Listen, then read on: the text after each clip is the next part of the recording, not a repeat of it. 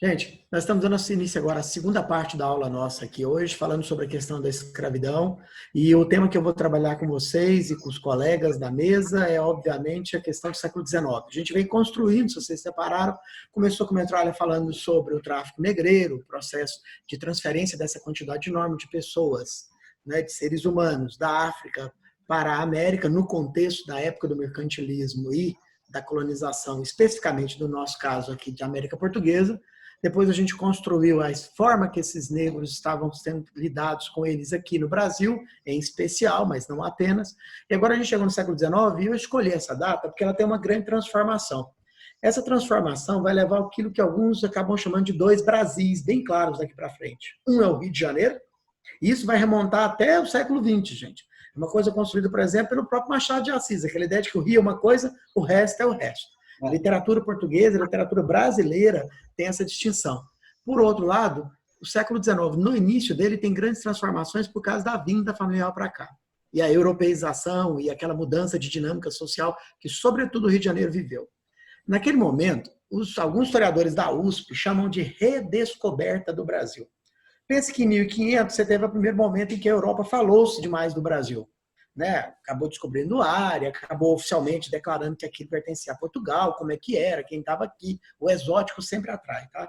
Em 1808, com a vinda familiar, aconteceu mais ou menos a mesma coisa de novo. A Europa começou a falar novamente, onde eles estão? Lá dá para viver? Como é calor demais, é estranho, etc. E a partir de 1815, com o fim da era napoleônica, o governo português no Brasil, né, a sede portuguesa no Rio de Janeiro, trouxe para cá artistas, intelectuais, pesquisadores para fazer um novo olhar sobre o Brasil. Vem botânico, vem artista, tá? Vem intelectual. E entre esses caras, alguns se destacaram fazendo desenhos, pinturas sobre o dia a dia do Brasil. Tem um livro, né, falando sobre essas questões do momento pitoresco do Brasil, da imagem histórica que ele vai fazer por meio de imagem. Uma coisa que vocês vão perceber, alunos, é que eu tenho que colocar uma linguagem não verbal. Estou com 3 slides só, todos de quadros, tá? 3, aliás, não, 4, eu coloquei mais um na metralha, para a gente poder discutir isso aqui. Esse primeiro do Rugendas é mais para voltar a lembrar e fazer o gancho do início da nossa matéria. Ele é até meio romântico pelo que a gente vê.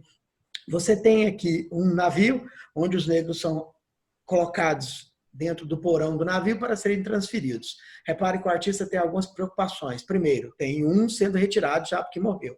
Para lembrar daquela coisa que vai se associar a Castro Alves com tumbeiro, verdadeiras tumbas, túmulos que navegavam pelo Atlântico. Estão empilhados, mas se a gente olhar, todos estão acorrentados ainda, ou pelo menos a maioria está acorrentada. Você tem aqui uma mulher com um menino. Metralha, eu tenho uma dúvida, uma questão técnica. Como é você que está gravando, o meu mouse não aparece, né? Não, aparece só o seu na gravação. Tá aqui, a tetuda com o neném, tá vendo? Embaixo. Então, esse é o morto. Aqui você tem, né? Isso. Aí você tem a questão de uma criança que sempre está sendo transportado, um bebê, né? Junto com a mãe. Uhum. Você tem eles se alimentando. Bom, primeiro, gente, é uma imagem idealizada, tá? A gente sabe que os navios negreiros, no sistema comum de transporte, eles, na verdade, davam um espaço de menos de meio metro, ou pouco mais de meio metro, para transportar os negros, criando prateleiras de negros, como se fossem bibliotecas mesmo, só que em vez de livros, negros. Numa situação, obviamente, muito mais incômoda do que essa, que com certeza, da gente olhar, já mostra uma sensação de incômodo. E isso volta à nossa discussão lá na parte 1. E é pensando nesse quadro e pensando nessa narrativa que eu tinha que fazer, que eu comentei com o Metralha. Concordo com o Metralha que ele mostrou uma outra coisa, que a gente, de sala de aula, tem que se preocupar em ampliar a visão do aluno. Trabalhar a visão tradicional do negro como mercadoria, do tanto que o tráfico negreiro é odioso, mas lembrar que se para o indivíduo que está aqui no Brasil, transportando esse negro, transformando ele em escravo, ele era uma mera mercadoria, o negro nunca foi uma mera mercadoria. Não é? E assim como uma vez falou Alexandre Magno, o conquistado conquistou o conquistador, aqui é mais ou menos a mesma coisa. O escravizado, em parte, conquista o escravizador. Tá? E aí nós temos essa construção dessa imagem. Outra coisa importante aqui, repare no olhar de que os negros estão para cima, não é uma admiração, é uma submissão. O artista precisa passar essas imagens, a ideia de que eu não vou me revoltar, de que eu já... É uma sina, é quase que uma sina. Talvez seja por isso que você vai ter aquela situação de fazendas, na Cidade do Açúcar, que o Nilton comentava, ainda tinha isso, onde você tem escravos em 1.000 peças, 1.500 peças, e você tinha lá, sei lá, uns 20, 30 trabalhadores livres que controlavam essa escravaria inteira. Há de se concordar comigo que se de repente essas 1.000 peças se revoltassem ao mesmo tempo, não há capitão do mato que segurasse eles. Mas é aquela história, o mecanismo social é que acabava oprimindo essa comunidade. Vamos para o segundo, Metralha. Márcio, só uma coisinha aí sobre isso. Quando a gente fala do navio negreiro, e aí um convite aos meninos do terceiro ano, né, que esse ano estão pleiteando fazer seus processos seletivos, e a todo mundo que está assistindo essa aula, quando forem ou tiverem a oportunidade de ir em São Paulo, no Parque Ibirapuera, existe um museu sensacional chamado Museu Afro-Brasil, e no Museu Afro-Brasil tem um esqueleto de um escravo negreiro. Então, assim, quando a gente olha... Tráfico negreiro, de um navio negreiro. Um navio negreiro, perdão. Quando a gente olha para aquele esqueleto, né, para as costelas dele ali, e a gente tem uma noção, quando você lê nos documentos lá, a quantidade de escravos que vinha naquele tamanho de navio, porque a gente fala navio negreiro, a gente pensa num mundo... Parece um transatlântico, né? Nada disso, pequenos, simples, rudimentares, mas a quantidade de pessoas que conseguiam se colocar lá dentro é absurdo, e aí a gente dá a ideia, né, quando você trabalha muito bem a questão da romantização. Outra coisa ainda em São Paulo, sobre essa quantidade de produção que é feita no século XIX, esses desenhos, na Avenida Paulista existe uma sala chamada Sala Itaú, que guarda uma quantidade de acervos dessa época espetacular. São 2 locais que eu sugiro a todo mundo poder visitar para revisitar. Posso falar mais um, então? Posso dar mais uma dica? Lógico. Agora a gente então, vale muito na parte 2, cara. Agora vai embora. Então, assim, se for para São Paulo, também na Avenida Paulista tem o Instituto Moreira Salles. Lá você tem a maior coleção de fotografias da América Latina do século XIX. E muitas dessas fotografias são também de escravizados. A última vez que eu estive lá, estava tendo uma exposição de um fotógrafo que foi para o Rio de Janeiro, um francês, chamado Marc Ferrez. É brilhante. Agora, se você não puder viajar a São Paulo, você pode ter acesso a essa coleção toda no site do IMS. Isso.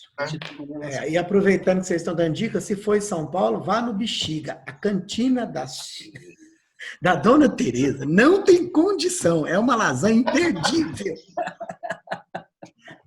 Essa é importante pra caramba também, essa dica.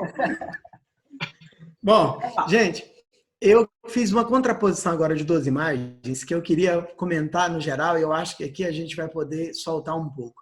Primeiro, eu escolhi imagens clássicas do Debré porque elas costumam ser recorrentes em vestibular. Apesar de, obviamente, a gente estar fazendo uma aula que não é apenas voltada para o vestibular, que não é apenas voltada para o Enem, toda vez que a gente puder também trazer isso para o nosso cenário, eu acho sempre interessante. O Debré tem duas pinturas, né, 2 aquarelas que mostram isso claramente. Essa é de uma pessoa que é uma senhora que não era rica, mas que tinha algumas posses. Reparem em alguns detalhes. E aí a gente vai depois voltar no último slide a comentar algumas questões mais especificamente de história, mas por enquanto vamos trabalhar um pouco a ideia de linguagem não verbal. Veja bem, primeiro ela está sentada em móveis. Móveis que podem não ser luxuosos demais, mas que têm um certo requinte. Uma curiosidade que eu descobri quando eu comecei a estudar sobre os viajantes, aí vamos voltar na minha introdução lá da fala, gente. A partir do fim, né, do domínio napoleônico sobre Portugal, e aí o Brasil passou a ser a sede do Império Colonial Português mesmo, uma situação inversa, né? O Brasil governando Portugal, alguns foram trazidos para cá, os chamados viajantes, e uma das coisas que alguns desses viajantes repararam é que havia um costume muito asiático, sobretudo no mundo urbano carioca. O jeito de se sentar com as pernas cruzadas, tá? A maneira de se comportar, a maneira de organizar os cabelos, a maneira de fazer o corte que a mulher fazia, tudo isso era uma certa influência asiática. Só depois, a partir de agora, é que o Brasil, passando por uma europeização mais forte, é que essas características asiáticas vão desaparecer um pouquinho. Vão começar a ter um comportamento mais europeu, mais do mundo iluminista. Até então você tinha essa característica. Então você veja a posição de todo mundo sentado. Não precisa nem dizer que os dois negros nenenzinhos que estão aqui, a ideia óbvia de passar aquela imagem de quase que um bicho de estimação. Eles disputam espaço com o micro de leão dourado que está amarrado aqui, ó, no canto, para quem está vendo ele. Tá? E você tem uma serviçal. Você tem uma serviçal trazendo um pequeno jarro de água, né? O pessoal lá devia ter sede nessa época. Ou seja, uma visão eurocêntrica. Uma das coisas que a gente mais fala sobre os viajantes, estava comentando com o Crete antes da aula começar, gente, que ele também está estudando essa parte, é o tanto que o olhar do viajante ainda é eurocêntrico. Ele tem uma dificuldade muito grande de separar o que seria uma dinâmica daquela sociedade para uma visão preconceituosa que ele constrói. Para o Debré pintar um pote desse tamanho, é porque ele devia estar com um calor danado. Eu não sei se esse pote é realmente o pote normal ou se é porque o Debré, nos poucos tempos que ficaram aqui até a década de 30, ele deve ter passado um calor insuportável. Então ele, né, constrói isso com a imagem da liberdade poética dele. E aí você tem isso, e você tem uma serviçal que Mas, está Márcio, fala. Isso é muito interessante que você falou, que é uma coisa que muito me interessa. Que tem essa liberdade poética, essa liberdade de criação, mas quase sempre, muitas vezes, inconsciente mesmo. Porque, na verdade, tanto o Debré quanto o Huygens, eles estão olhando para esse fenômeno com um olhar de cientista na cabeça deles, claro. Na prática, não são cientistas, não é um olhar apenas científico. Claro que tem princípios científicos naturalistas ali, mas na cabeça deles eles estão fazendo uma imagem científica, um registro quase que fotográfico, quase que aquela ideia mais fidedigna do que está acontecendo. Exatamente. Então é muito legal perceber essa sobreposição de camadas entre o estético, o olhar europeu, o científico, tudo isso se misturando na produção dessas imagens maravilhosas. Mas mesmo com essa perspectiva, se a gente pegar, por exemplo, a questão da fotografia, de uma lente objetiva, né? Sua esposa é fotógrafa, é a minha. Por mais que a própria lente seja objetiva, a gente tem que lembrar que por trás daquela lente tem um olhar. E esse olhar vai... Depois da foto tem uma edição. Exatamente, esse olhar vai vir carregado com essa perspectiva que o Márcio colocou, né? Essa perspectiva. E não é nem só a edição, às vezes até o ângulo e a forma que tudo. Sim. vai influenciar na imagem que ele quer passar, que ele quer construir. Exato. Então, e quando é um pintor, fica mais fácil ainda. Eu entendo o Crédito colocando o seguinte, eu nem sei se ele está fazendo isso. Eu me lembro aí de Auguste Saint-Hilaire, que na verdade aí já é um botânico naturalista, gente, que no livro dele, Viagem à Província de Goiás, ele, sem querer, cita, quando ele chega perto de que seria hoje Caldas Novas, do Rio Quente, ele fala, como que pode, num lugar como este, algo tão belo assim? É difícil entender as mazelas de Deus. Quer dizer, ele odiava Goiás, mas ele achou o máximo aquela aguinha quente. Aqui, o Debré está olhando para o Rio e ele está tendo uma puta dificuldade de transmitir o que ele queria de forma mais científica, sem sobrecarregar dos sentimentos como europeu e como observador que ele tinha. É preciso fazer esse distanciamento quando a gente analisa. Uma outra coisa que eu acho importante aqui é que, repare que você tem 3 negros adultos no mesmo plano. 3 negros adultos no mesmo plano. Gente, isso é sinal de opulência. É preciso lembrar que escravo é caro. Essa bobagem que de vez em quando você escuta por aí, que é mão de obra barata, não sei de onde você... Sabe quem que é mão de obra barata? Eu vou te dizer quem que é mão de obra barata. Ou melhor, é melhor não dizer, porque senão, além de ser mão de obra, não vai ser barata ou não vai ficar barato. Tá?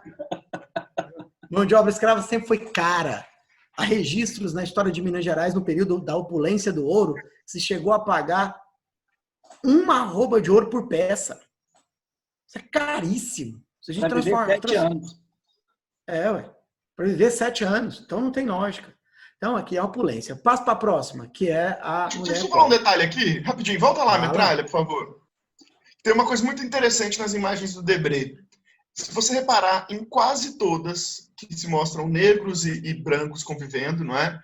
Ele vai tentar mostrar um detalhe de ter sempre um chicote ali. Do lado da senhora, ela está ensinando a filha, está educando a filha e tudo mais, mas do lado dela tem a presença da violência ali. Ó. Você tem um bacalhau, que é esse chicote de couro duro trançado, né? Deixando claro, olha, a ordem se mantém com a violência. Isso é uma denúncia, nesse caso do Debré, é uma denúncia que ele era um cara profundamente... odiava profundamente a escravidão, né? Ele era bastante engajado. E até a maneira que ele constrói os penteados é para mostrar que existe uma hierarquia até dentro dos escravos. A escrava que está com essa roupa mais parecida com a roupa da senhora, É uma escrava que pode ter um penteado mais alto, você repara que ela é um coque diferente, mas enquanto a escrava que está entrando com a roupa, ela está praticamente sem cabelos, para mostrar a sua inferioridade. Cabelo do Ronaldo Nesse na sentido Copa. que a gente fala da linguagem não verbal, né? Dessa questão que o Márcio falou, né, dessa hierarquização dos escravos, né, é bom a gente referir ao termo boçal, né? O termo boçal é utilizado para aqueles escravos recém-chegados da África, não aculturados, né, pelo europeu, né? Então ele tinha muita dificuldade de entender as coisas, né? Isso se tornou um termo pejorativo, né? Aquele escravo que não sabia fazer as coisas direitos, né? Aquele escravo que chegou recentemente da África, que era diferente dos ladinos, né? Que eram aqueles escravos, né, africanos, só que eles já estavam, né, no processo, né, de aculturação, não é assim? Então eles já estavam adaptados.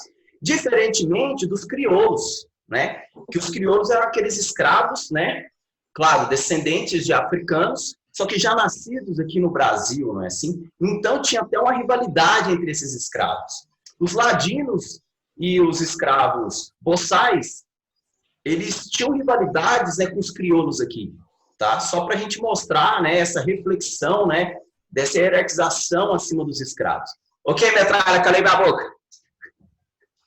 Vai caminhando, mas 15 está ótimo ainda. Vamos lá. Vocês falam demais, gente. Bom, então vamos tentar ser um pouquinho mais sérios, até porque a base da compreensão vocês já tiveram. E aqui a gente tem um dos quadros mais clássicos do Debré, tá? A família pobre em sua casa.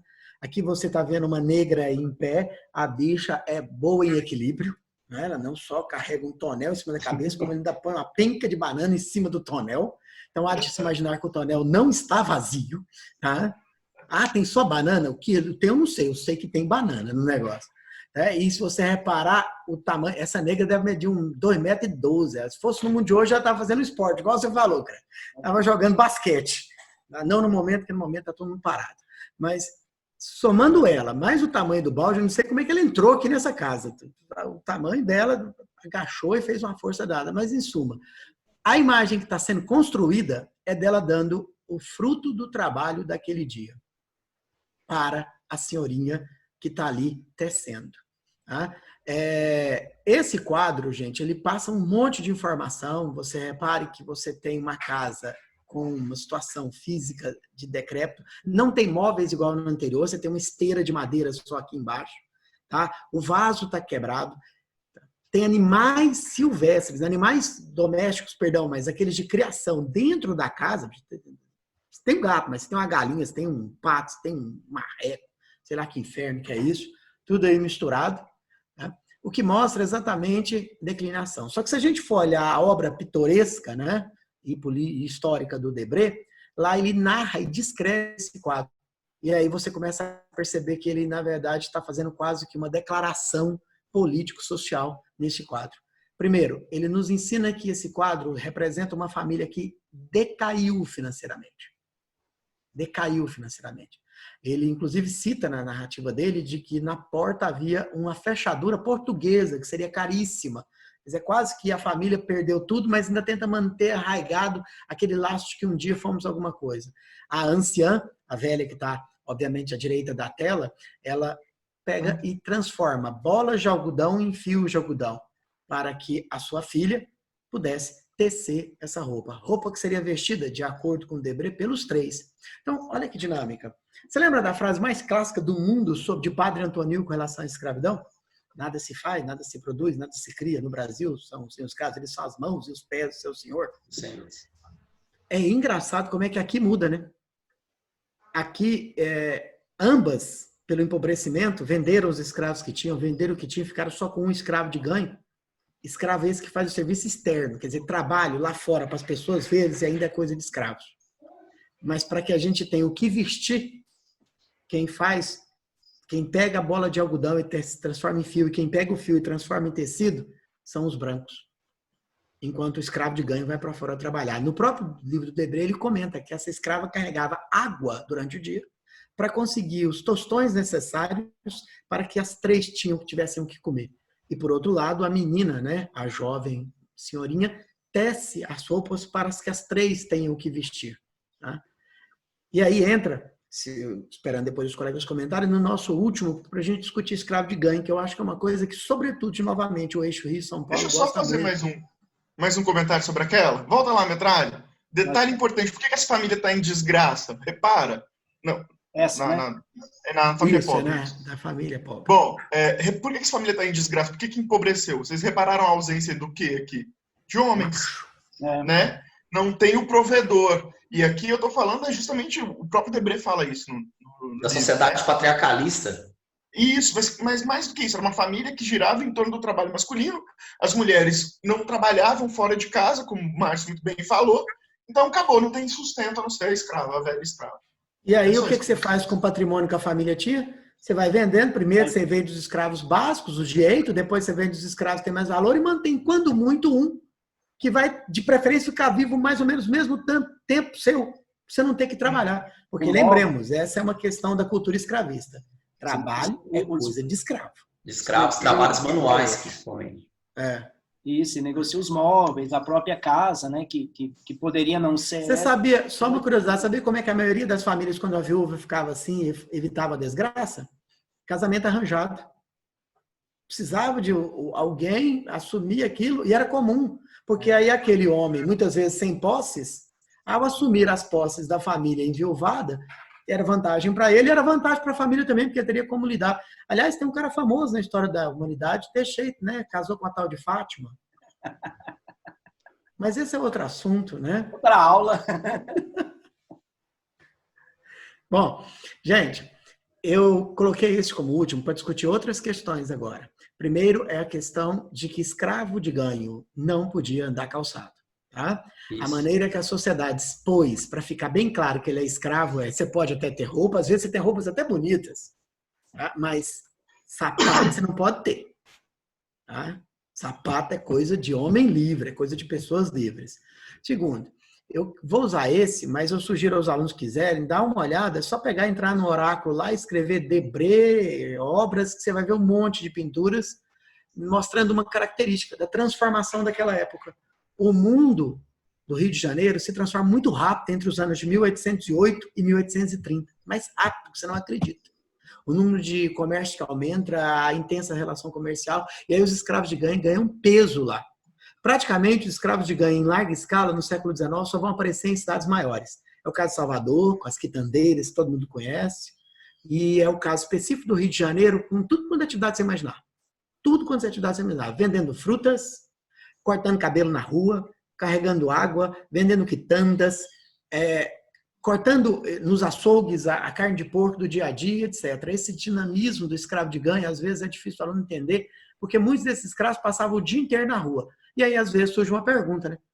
Porque, né, para a gente é muito fácil julgar os outros. É uma tendência tão natural. Mas se eles eram escravos, estavam sendo explorados e estavam soltos na rua, por que eles simplesmente não se evadiam? É claro que alguns se evadiam. Uma das curiosidades da pintura é exatamente essa. Você está vendo que tem ferros trançando os pescoços desses escravos. É um indicativo naquela época de que eles eram escravos fujões, que tentaram fugir. Aqueles ferros tinham a função de denotar e avisar para toda a sociedade que eles eram tendentes a fujões e mais fácil controlar eles. As pessoas seguravam para ali e firmavam eles para manter a ordem. Uma outra curiosidade é que quem trabalhava nesse tipo de atividade, fazendo a forja para isso, aí não era colocado. Era uma espécie de benefício para eles, porque era quem forjava esses ferros. Márcio, essa questão da vigília é muito importante, porque a gente acha que os escravos rurais das fazendas de plantation, né, eles tinham uma dificuldade em fugir às vezes, né, por causa dos capitães do mato, dos feitores. Na verdade, a dificuldade de fugir era muito maior nas cidades, devido a essa vigília, essas técnicas de evitar, não é, essa fuga dos escravos. É muito interessante a gente perceber também. E outra coisa, quebrar essa noção de que, às vezes, né, o escravo não pode ter renda. Parte desses escravos de ganho, eles dividiam o dinheirinho recolhido do dia com seu amo, com seu senhor. Tá, beleza? É claro que o senhor pode recolher inteiro para ele, mas, às vezes, dividir esse pagamento com esse escravo. Isso é interessante a gente colocar também. Tem até uma análise naquele outro quadro, se Metralha voltar, da família pobre, que tem uma das visões, não é garantido, é de que se você olhar o braço esquerdo da negra, ela está guardando algo ali, ó, em uma espécie de um bolso na roupa. Para alguns intelectuais, porque não é garantido para a gente especialista em história de análise da arte, ela poderia estar dando a parte dos brancos e guardando a parte dela, porque era muito comum o escravo de grande ter uma própria renda. Tá? Eu só queria falar, um especialista em arte, aqui é o Crete, eu não sou não.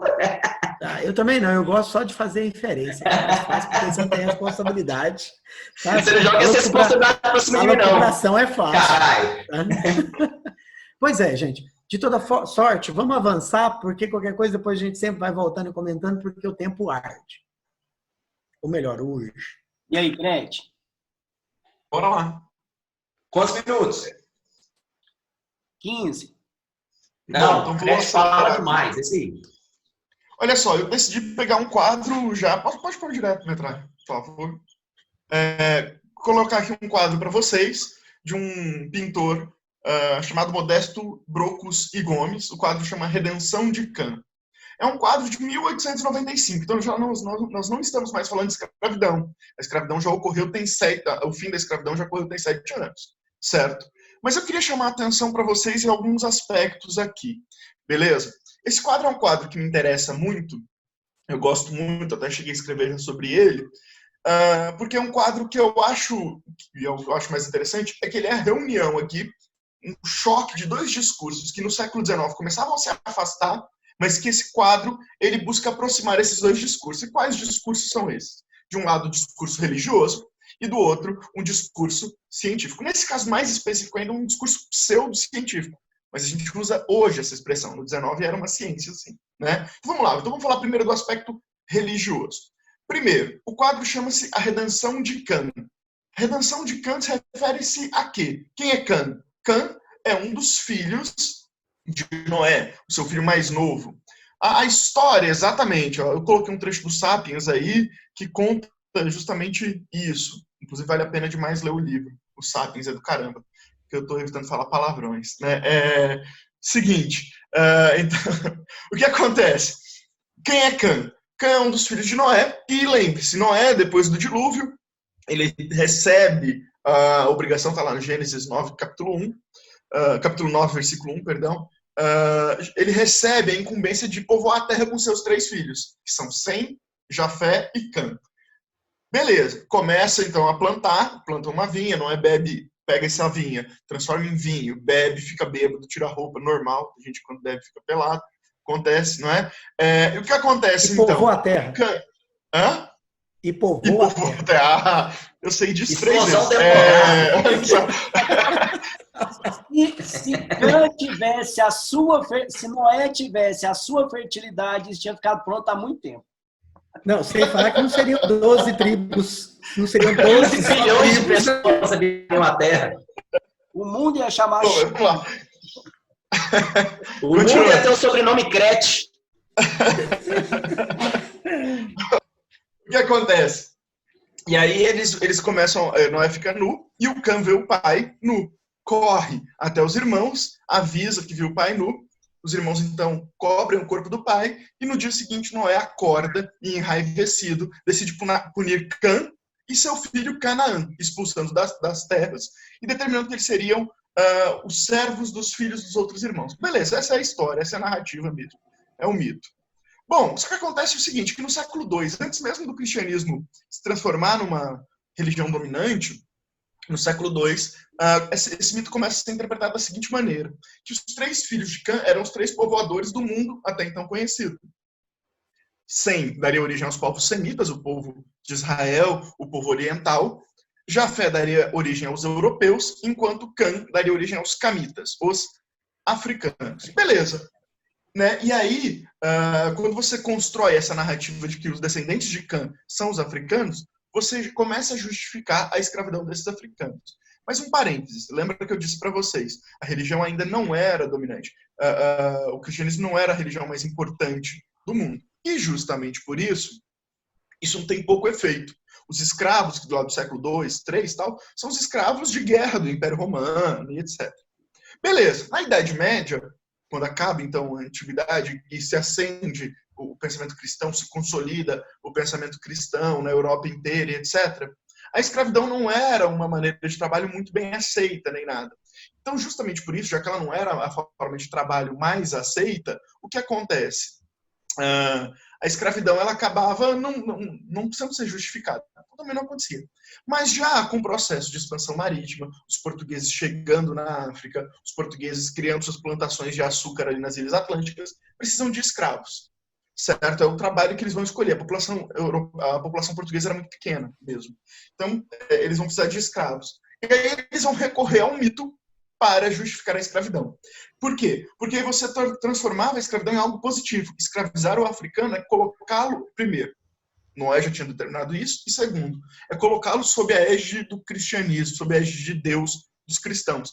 E aí, da verdadeira fé, segundo os cristãos, claro.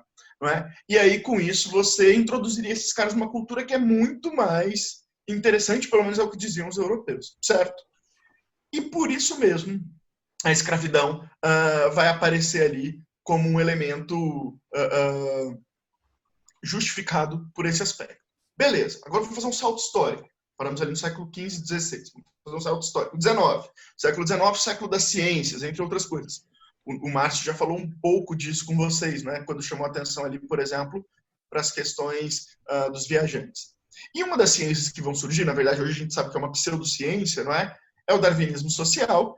E do darwinismo social vão se desenvolver algumas teses. Dentre elas, uma defendida por um cara chamado Francis Galton, um inglês, primo do Darwin, mas pensava muito diferente do Darwin, diga-se de passagem, não é? Que vai defender um princípio chamado de eugenia. A palavra eugenia vem do grego, prefixo eu significa bom, genus, família, ou seja, eugenia se refere basicamente a uma boa origem, uma boa família, uma boa noção de família, beleza? Bom, e aí esses caras acreditavam no seguinte, que os fenótipos dos indivíduos, não é? Eles determinavam os comportamentos psíquicos, determinavam o desenvolvimento de uma sociedade e que, portanto, era preciso embranquecer essa sociedade. Eugenia, em resumo, é política de embranquecimento. E esse quadro vai justamente falar disso. É uma política de embranquecimento a partir do quê? Perceba, aqui, usando um tema clássico da história da arte, que é a Sagrada Família, não é? A família de Cristo, se mistura as figuras aqui terrenas com a Sagrada Família. Você tem uma Virgem Maria, você tem uma Santa Ana, que é a mãe de Cristo, a mãe de Maria, você tem o menino Jesus e o José. Só que aqui é uma Sagrada Família mestiça, miscigenada, não é? Você tem uma Santa Ana, eu vou chamar Santa Ana, claro, entre aspas, que é uma ex-escravizada, afinal, já passamos pela liberdade aqui, certo? Essa Santa Ana está com a posição do venerador, olhando para cima, como se estivesse agradecendo a Deus pelo quê, não é? Agradecendo a Deus pela sua filha mulata ter dado origem a um menino branco. Percebe, então, que há uma gradação, um processo de descoloramento aqui, não é? A velha negra, a mãe mulata, de um mulato dourado, e a criança branca, assim como o pai, certo? Alguns detalhes importantes, eu gostaria de ter muito mais tempo para falar, mas não temos, não é? São alguns detalhes importantes. Perceba a disposição da família. Ela se dá num processo, pensa na nossa linha do tempo, você sempre vai pensar nela nesse sentido, não é? De evolução. E aqui também, a mesma coisa, da direita para a esquerda, você tem essa evolução da sociedade. Perceba que a senhora, Metralha, tem como você dar um zoom no pé da senhora? Ela está descalça. Se tiver jeito, não tem, tudo bem. Não. Vocês acham um quadro em grande, em uma qualidade alta aí na internet, depois vocês olham. Mas aqui a senhora está descalça. Mas dá para perceber. Dá para perceber, né? A gente acredita em você também. Isso. Igual o Márcio falou, é uma senhora, uma ex-escrava. Nossa, desgraça. Bom, total. É uma senhora descalça, os pés descalços, tocando diretamente na terra. A filha mulata, se você perceber, no meio, ela está com um escarpãozinho azul. Dá para ver apenas a ponta de um pé. O outro pé a gente subentende que também está calçado. Mas perceba, um dos pés está pisando no calçamento da entrada da casa, nas pedras, e o outro pé parece estar pisando diretamente na terra. Ou seja, a terra representa um não civilizado, o bárbaro, o camita, o africano. E o calçamento representa justamente o quê? O civilizado. O homem branco está com os dois pés no calçamento. A mulher negra está com os 2 pés na parte de terra. E a figura central, a mulata, ela está com um pé em cada parte. Outro aspecto, também se referindo ao machismo da época, não é? Perceba que os brancos são os homens. A mulher é negra ou mulata, tá certo? Por quê? Porque dentro desse pensamento eugenista, era preciso para branquear que a ação fosse masculina. Então, se você casar um homem negro com uma mulher branca, os filhos seriam negros. Mas o inverso, um homem branco com uma mulher negra, você tenderia a um embranquecimento. Beleza? Bom, Metralha, passa pra gente aí. Eu não vou falar de muitas outras coisas, não. Eu só queria chamar... Pode passar. Pode passar. Aí. Só queria chamar a atenção... volta. Só queria chamar a atenção para essa propaganda aqui do governo federal, do Ministério da Educação do ano passado, que foi acusada de ser eugenista. Por quê? Olha só, a personagem que está sendo representada aqui, a negra, a mulher que está indo para a faculdade ou querendo ir para a faculdade, é negra, mas ela já formada, segurando o canudo, ela é branca, ou seja, há um processo aqui de construção muito parecido com o quadro de 1895, que é o quê? De uma melhora que perpassa por um processo de branqueamento. Ou seja, o discurso do governo em 2019 é ainda um discurso de um governo também eugenista, como foi lá no período do início do Império. Engraçado, né? Da República, perdão. Que uma imagem dessa fortalece, e não dá para negar, desse racismo estrutural, né? Que temos em nosso país até hoje, né? Uma imagem oficial trazendo elementos que a gente questiona, né? Desde o século XIX. A própria propaganda da Caixa Econômica, utilizando o Machado de Assis como um imortal, no primeiro momento mostrando de branco, e depois eles refaçando isso, trocando inclusive o interlocutor ali, que depois é colocado um negro, faz isso também.